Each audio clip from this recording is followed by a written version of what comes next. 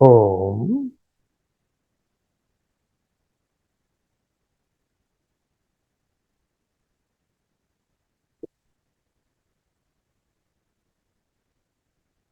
सर्वोपनिषदो गावो दोग्धा गोपालनंदनः पार्थो वत्स सुधीर भोक्ता दुग्धम गीतामृतम महत् वसुदेव सुतम देवम कंस चाणूरमर्दनम देवकी परमानंदम कृष्णम वंदे जगद्गुरुम कृष्णम वंदे जगद्गुरु।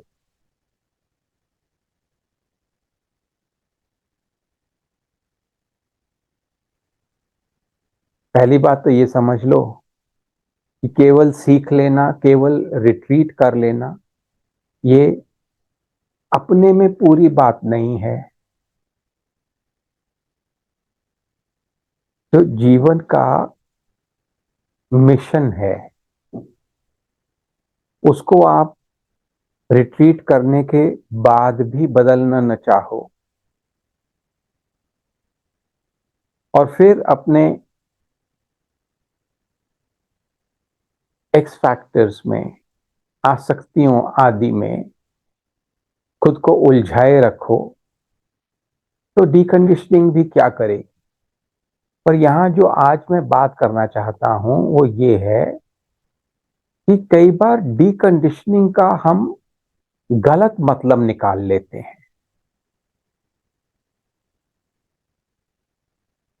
दोबारा से इंक्वायरी का अर्थ खुद को स्पष्ट कर लें, क्लियर कर लें। इसलिए करते हैं हम इंक्वायरी। पर्पस क्या है? जो आप एक विचारों की बाढ़ में, ओवर थिंकिंग में, परेशानी में खोए जा रहे हो, बहे जा रहे हो, उस पर रोक लगाना, एक बांध बांधना। कैसे करते हैं हम? जैसे ही आप क्वेश्चन पूछते हो तो वो बांध बनना शुरू हो जाता है। आपने पहली ईंट रख दी, नहीं तो बहे चले जाते हैं।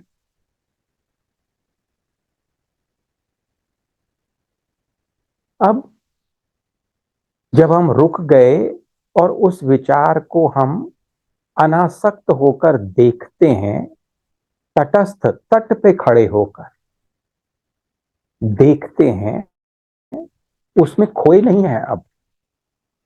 अब उस विचार के द्वारा खुद को समझने की कोशिश कर रहे हैं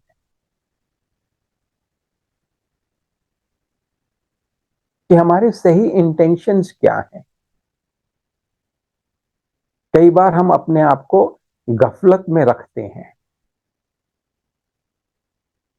इसके ऊपर सोचते ही नहीं है कि कहां कहां हमारे अटकाव हैं, कहां कहां हमारी इच्छाएं, द्वेष, फिक्सेशंस, ऑब्सेसिवनेस, कंपल्शंस, एक्सपेक्टेशंस कहां कहां फंसी हुई हैं। तो इंक्वायरी का अर्थ क्या है? ये कोई मैकेनिकल काम नहीं है कि चलो बैठे फटाफट कर ली इंक्वायरी। ये मनन करने का एक अति सुंदर तरीका है जो आपको आपकी जड़ों तक ले जाएगा। आपके मन में जो भी शंकाएं शुभाएं हैं, जो भी रेस्टलेसनेस है, उसकी जड़ तक लेके जाएगी इंक्वायरी आपको।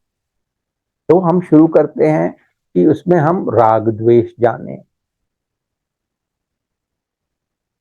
कि कहां कहां हमारी इच्छाएं अटकी हुई हैं, अपेक्षाएं अटकी हुई हैं, कॉजल फीलिंग्स, आशाएं अटकी हुई हैं और पसंद नापसंद आदि अटके हुए, जिसके कारण हमारा मन व्यथित है।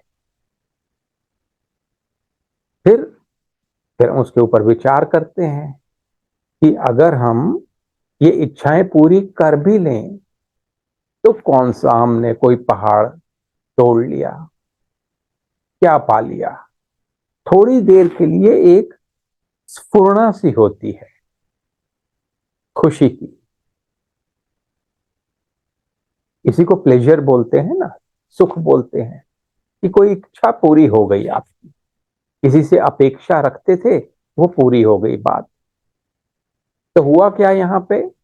जब अपेक्षा का समय चल रहा था, इच्छा का समय, और इच्छा पूरी नहीं हो रही थी, तो मन में अपूर्णता थी,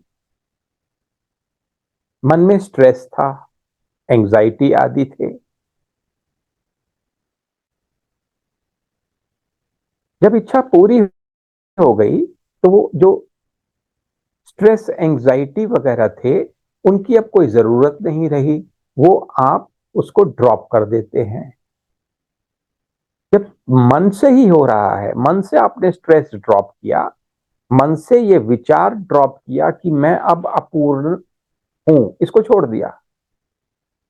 एक अकाउंट था कि मुझे ये व्यक्ति चाहिए जीवन में, ये व्यक्ति मेरी बात माना करे, मेरी बात सुने, मेरी बात समझे, मुझे प्यार दे, मैं इस पे डिपेंडेंट हूं, ये समझे, इसको मेरी जरूरत हो। यही वाला एग्जाम्पल लेते हैं, अभी बाकी और एग्जाम्पल्स नहीं लेंगे आज। तो आप जब ये मन में ये विचार लेके बैठे हैं, तो उस विचार का जो रिजल्ट होता है वो स्ट्रेस होता है, क्योंकि वो सुन नहीं रहा, वो समझ नहीं रहा तुम्हारे को, जो प्यार तुम उससे चाह रहे हो तुमको दे नहीं रहा, तो तुम तड़पते हो। तड़पना कहां हो रहा है? वही उसी मनोवृत्ति में, मेंटल फॉर्मेशन में हो रहा है।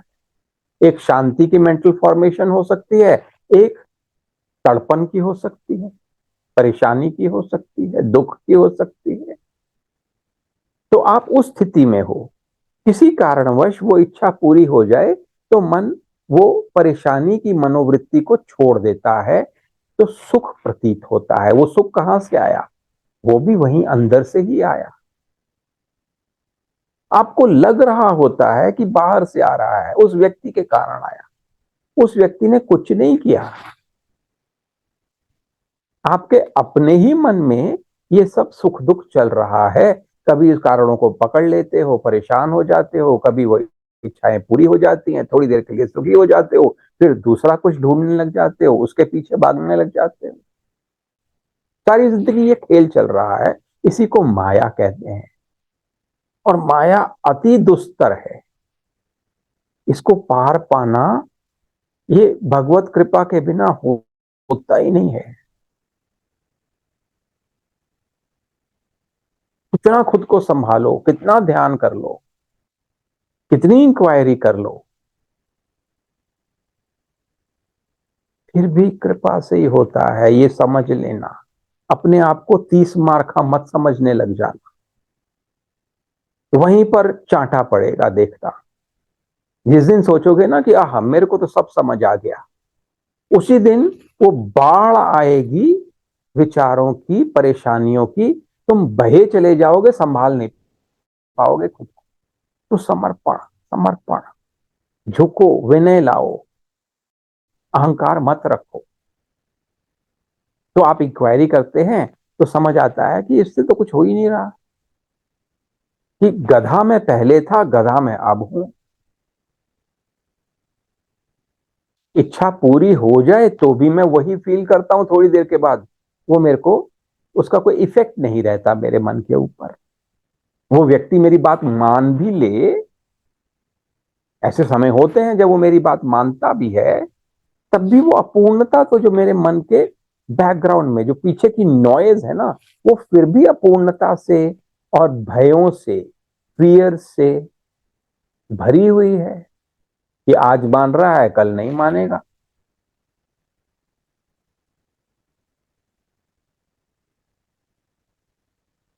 तो फिर समझ आता है कि भाई अपूर्णता की काट तो पूर्णता से ही है। पूर्णता क्या है? मैं अपूर्ण नहीं हूं।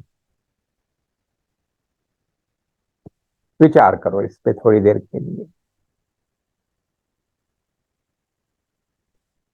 भाई कमरे में बत्ती नहीं है, आपने स्विच जलाया, स्विच को दबाया, बत्ती आ गई। बस इतना सी बात है। ये स्विच दबा दो कि मैं किसी भी कारण से खुद को अपूर्ण नहीं मानती हूं, नहीं मानता हूं। ये जो डेफिशिएंसी की बात है ना, स्केर्सिटी की बात है, कमी है, कमी है, कमी है, वो मिलना चाहिए, ये मिलना चाहिए, ये होना चाहिए, ये केवल आपके विचार हैं जिनको आप बहुत तूल दे रहे हो, बहुत महत्व दे रहे हो, इन पे बहुत विश्वास कर रहे हो कि जो आप सोच रहे हो वो परम सत्य है। कुछ नहीं है वो।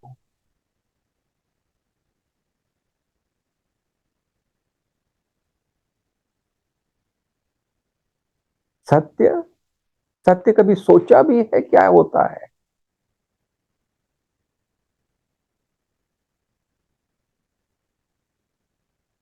फिर हम आगे विचार करते हैं इंक्वायरी में, तो पता लगता है कि फिजूल की धारणाएं पकड़ी हुई हैं हमने,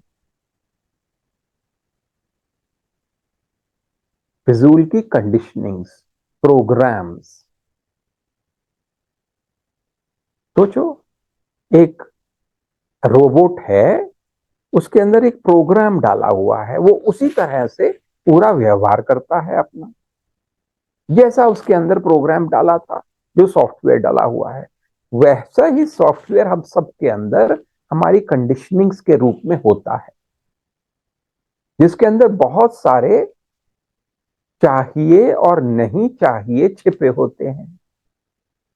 should and should not, this should happen, that should not happen, ये होना चाहिए और वो नहीं होना चाहिए, ये होना चाहिए था, ये नहीं होना चाहिए था, जो हो रहा है वो मुझे स्वीकार नहीं है, इसका विपरीत होना चाहिए, जितना मेरे पास है वो मुझे स्वीकार नहीं है, ज्यादा होना चाहिए, अभी ये कम है। कितने सारे चाहिए और नहीं चाहिए हमने अनकॉन्शियसली पकड़े होते हैं। ये अधिकतर, जहां तक व्यक्तियों का संबंध है, तो अपने परिवार के सदस्य और दो चार मित्रगण हो गए, तो ऑफिस के लोग हो गए, ये चाहिए नहीं चाहिए उन्हीं के इर्द गिर्द घूमते रहते हैं हमारे। और कंडीशनिंग्स क्या होती हैं कि सुख बाहर से आता है, सुख व्यक्तियों से आता है, किसी से नहीं आता है। ये बात को मान लिया कि व्यक्तियों से आता है, तो उनसे अपेक्षाएं खड़ी कर लेते हैं हम। मन को समझो, ये बात ही ना होती समझो अगर आपके मन में कि व्यक्तियों से आता है, तो आप किसी का पीछा ना करते,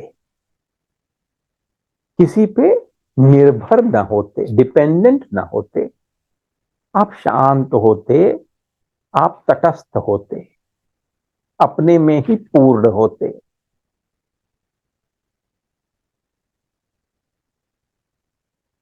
आपको मालूम ही है कि संसार में अधिकतर रिलेशनशिप्स में बहुत दुख होता है।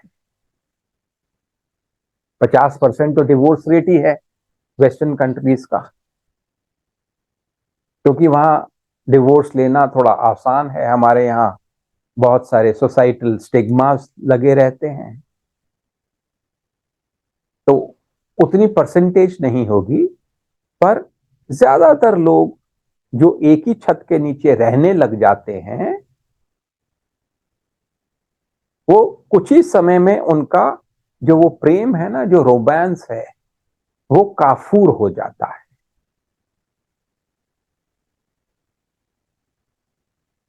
फिर एक दूसरे को बस एक नॉर्मल, आपका जो शुरू की एक्साइटमेंट थी वो खत्म हो जाती है कुछ महीने में। फिर गलतियां नजर आने लग जाती हैं। वही बातें जो आप पहले, जिसे कहा जाए अदा मानते थे आप उसको, अब आपको वो गलती दिखती है। जो पहले वो रेड फ्लैग्स दिखा रही थी, वो तब तो आप नजरअंदाज कर रहे थे, आज आपको वो बहुत महत्वपूर्ण लग रहे हैं, आप बर्दाश्त नहीं कर पा रहे हैं। चीजें वही रहती हैं, पर आप टेकन फॉर ग्रांटेड लेना शुरू कर देते हैं एक दूसरे को। अधिकतर केसेस में यही होता है। झगड़े होते हैं परिवारों में, किस लिए होते हैं?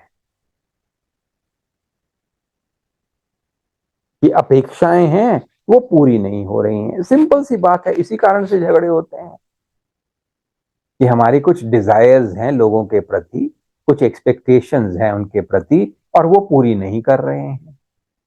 सारा काम मेरे को ही करना पड़ता है, वो तो कुछ करता ही नहीं है, वो तो कुछ करती ही नहीं है। तो आपने अपेक्षा, अपने में काम करने में बुराई थी ही नहीं, पर वो अपेक्षा रख के काम करना पड़ रहा है तो बोझ लगने लग जाता है। तो आप जब इंक्वायरी करते हैं तो ऐसी जो भी चाहिए नहीं चाहिए की धारणाएं हैं, उनसे खुद को अवेयर करवाते हैं, अवगत करवाते हैं, और समझ पाते हैं कि गलती मेरी ही है भाई, कि दूसरों को मुझे नहीं पकड़ना और बदलने की चेष्टा नहीं करनी, जैसे वो हैं वैसे ही स्वीकार करना है। तभी मेरा मन प्रसन्न होगा, शांत होगा। जब तक मैं ये पकड़ती रहूंगी ना, खींचती रहूंगी अपनी तरफ, अब वो मिल भी जाएगा तो भी मैं परेशानी रहूंगी, वो मेरी बात मान भी जाएगा तो भी कोई ज्यादा फर्क नहीं पड़ने वाला है, क्योंकि मेरा स्वभाव नहीं बदलेगा। तो आप अपनी अंतर्दृष्टि को सूक्ष्म बनाते हैं। कई बार मेरे को ऐसे मेल्स आते हैं, मैसेजेस आते हैं, जब कपल्स इकट्ठे कोर्स करते हैं, तब उनको समझ आ गया कि कंडीशनिंग नाम की कोई चीज है। तो मैसेज आता है कि देखो वो तो अपनी कंडीशनिंग पे काम ही नहीं कर रही है। मैं कितनी बार बताता हूं उसको, या इस तरह के मैसेज कि ये हमेशा मेरे को मेरी ही कंडीशनिंग बताता रहता है, अपनी पे तो काम ही नहीं करता। आपने कूड़ा कर दिया, जो भी सीखा था उसका कूड़ा कर दिया।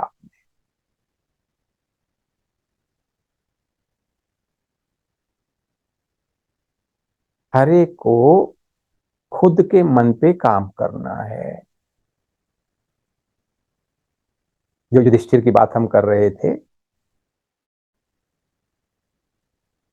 कि जन्म का कारण क्या है, युधिष्ठिर क्या कहा उन्होंने? वासनाएं, इच्छाएं, अपेक्षाएं, धारणाएं। जब तक ये नहीं होंगी, जब जन्म नहीं मिलेगा। अब जन्म मिला हुआ है तो ये है, और जन्म मिला इसलिए है कि इनको निकालो, मुक्त हो जाओ।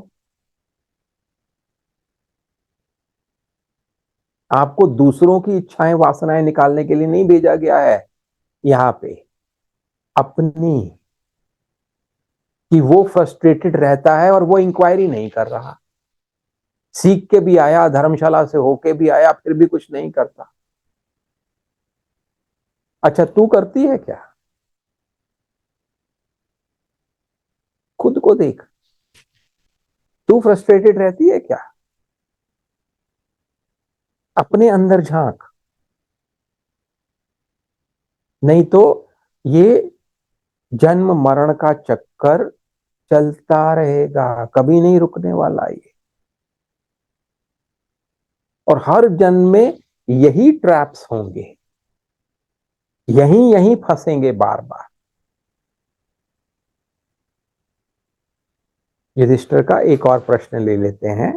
जब यक्ष पूछ रहे हैं, जन्म और मरण के बंधन से मुक्त कौन है? युधिष्ठिर कहते हैं जिसने स्वयं को जान लिया है वही मुक्त है। स्वयं को जानने का क्या अर्थ है?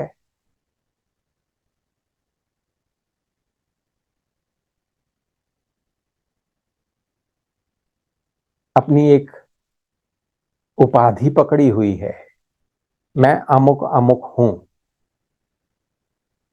मैं फलाना हूं, ढिमकाना हूं, मेरा ये नाम है, मैं, मेरी ये नागरिकता है, मेरी ये जॉब है। ये खुद को जानना नहीं होता है।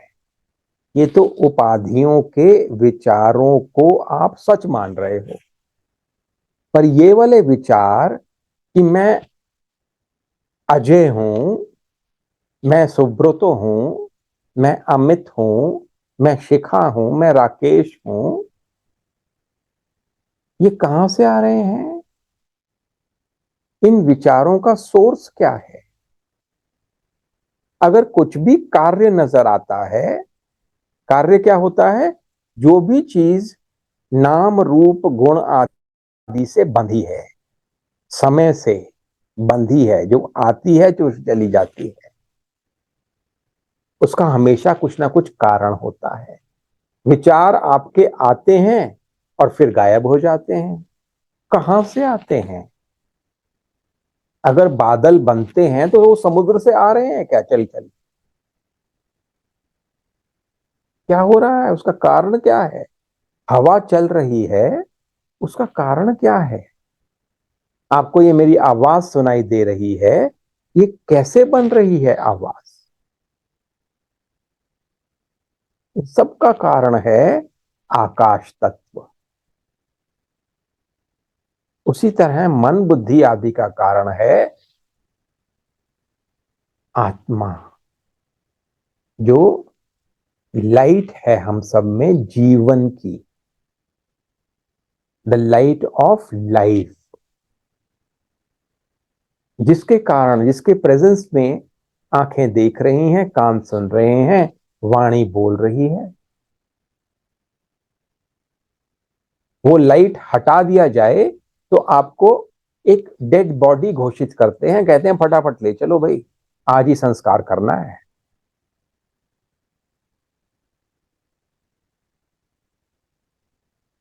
पर जिसके कारण आप कमरे में बैठे हैं, बल्ब जल रहा है, पर बल्ब बिना इलेक्ट्रिसिटी के नहीं जल सकता है। पंखा चल रहा है, एसी चल रहा है, बिना इलेक्ट्रिसिटी के नहीं हो सकता है ये। तो हमारे अंदर वो जो इलेक्ट्रिसिटी है, जो जीवन का प्रकाश है, वो ही मन का कारण है, पूरे ब्रह्मांड का कारण भी वही। उसको जानना, वो होता है स्वयं को जानना। तो जानने में मुश्किल कहां है? कि मन इतना चंचल है कि ये आपको जानने नहीं देता। हर समय भाग रहा है। अब यही मन ही तो इंस्ट्रूमेंट है ना, जिसके द्वारा हम खुद को जान पाएंगे। हालांकि बाद में पता लगेगा कि मन को भी पीछे छोड़ना पड़ता है। पर ये मन की चंचलता, इस मन में जो गंदगी है, राग द्वेष की, और जो भी दुनिया भर की फीलिंग्स उठती हैं, अभी गुस्से हो रहे हैं, अभी हम नाराज हो रहे हैं किसी से, अभी दुखी हो रहे हैं, अभी उदास हो गए, अभी एक्साइटेड हो गए, तो वो सारा का सारा एक पर्दे की तरह काम करता है, जो आपके जीवन प्रकाश को, आत्म तत्व को ढके रहता है। अब जब तक मन शांत नहीं हो जाता, तब तक वो आत्म तत्व जान नहीं सकते आप। अनुभव की तो बात ही छोड़ो, समझ ही नहीं आती है बात। इतनी सूक्ष्म बातें हैं ये, समझ ही नहीं आती है। पर जब आपने एक जुनून बना लिया कि यही चाहिए मेरे को, और मन पे आप सिंसियरली, सीरियसली काम करते हैं, और इसकी धारणाएं, अपेक्षाएं, इच्छाएं छोड़ते हैं, तो मन शांत होता है, तब स्वयं को जानने की संभावना उठती है, तब आपका ज्ञान शाइन करता है। आत्म, जो पिछली बार भी मैं बता रहा था कि जब तक वैराग्य नहीं होगा तब तक ज्ञान कभी भी शाइन नहीं करेगा। हाँ, नॉलेज ले ली हमने, किताबें पढ़ ली, सारे उपनिषद रट लिए, गीता रट ली हमने, रामायण हमें पूरी आती है, तो उससे क्या हुआ? तो व्हाट? हम फर्राटेदार भाषण दे सकते हैं, शब्दों के जादूगर हैं हम, तो ये सारी बातें गौण हैं, अमहत्वपूर्ण है, अनइम्पॉर्टेंट है, अगर आप इस पथ के राही हैं तो। क्या इंपॉर्टेंट है? मन से तटस्थ होना, यानी कि इच्छाओं, अपेक्षाओं, धारणाओं से अनासक्त होना, ताकि मन शांत हो, और उसके बाद गहन विचार आत्म तत्व पर, तब बात बनेगी।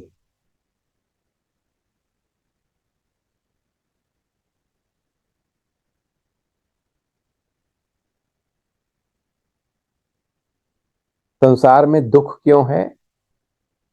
संसार में दुख का कारण है लालच, स्वार्थ, भय आदि। लालच का मतलब केवल धन से मत लो, वो तो एक एस्पेक्ट है ही।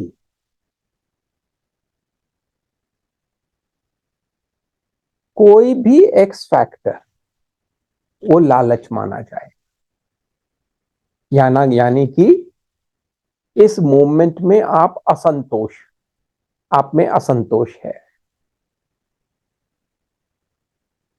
आप संतुष्ट नहीं है, कुछ और चाहते हैं, कुछ और चाहते हैं, कुछ और चाहते हैं।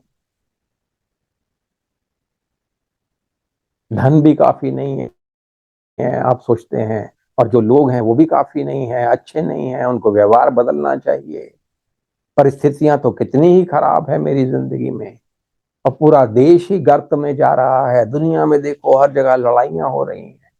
कुछ ना कुछ आप पकड़ के बैठते हैं, चाहे वो तामसिक कारण हो या राजसिक हो या सात्विक, वो मन को विक्षिप्त करेंगे ही, और विक्षिप्त मन से खुद को नहीं जाना जा सकता। विक्षिप्त मन तो केवल दुख ही देगा, ये युधिष्ठिर भी कह रहे हैं यक्ष से। तो लालच, स्वार्थ, सेल्फिशनेस, मैं बस मैं और मेरा, मैं और मोर तोड़ते माया, यही बस कीने जीव निकाया, तुलसीदास जी कहते हैं। मैं, मेरा, तेरा, यही माया है, इसने पूरे ब्रह्मांड को वश में किया हुआ है। तो इस मैं से बाहर निकलकर एक सेवा वृत्ति में आए, अकारण प्रेम करने की वृत्ति में आए, वापस कुछ नहीं चाहिए मुझे। मन को बड़ा करें, दिल को बड़ा करें, बड़प्पन लाएं, तभी आगे आत्मज्ञान आदि समझ पाएंगे, तभी मन पे काम कर पाएंगे। जो बहुत स्वार्थी मन है ना, वो खुद पे काम नहीं कर सकता है। ये बात को गांठ बांध लेना, उनको, ऐसे मनों को ये बातें समझ ही नहीं आ सकती।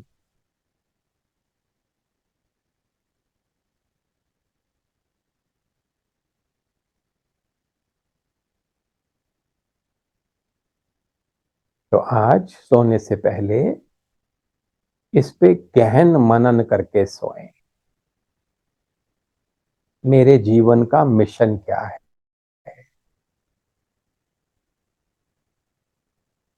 खुद को, अपने सत्य स्वरूप को जानने के लिए मैं क्या कर रहा हूं, क्या कर रही हूं? अगर मुझ में जुनून नहीं है, क्या कारण है? मेरे मन में कहां कहां अभी भी बहुत आसक्तियां बाकी हैं, अटकाव बाकी हैं, और मुझे इन सबको छोड़ने के लिए क्या क्या करना चाहिए, क्या क्या डिसिप्लिन मुझे लाना चाहिए अपनी जिंदगी में, इस पे अच्छी तरह मनन करके सोएं।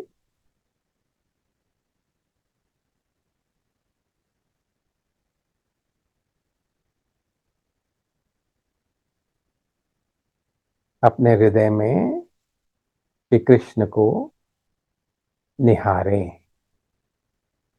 प्रणाम करें। वंदे कृष्णम जगद्गुरुम, वंदे कृष्णम जगद्गुरुम, वंदे कृष्णम जगद्गुरुम। ओम सर्वे भवन्तु सुखिनः, सर्वे सन्तु निरामयाः, सर्वे भद्राणि पश्यन्तु, मां कश्चित् दुःख भाग् भवेत्। ओम शांति शांति शांति। हरि ओम तत्सत। हमारे मन में शांति हो, सर्व जगह शांति हो, सब जन शांत हो, प्रसन्न हो। और अगर नहीं होते तो उनकी जर्नी है भाई। Thank you, thank you, thank you, bless you, thank you.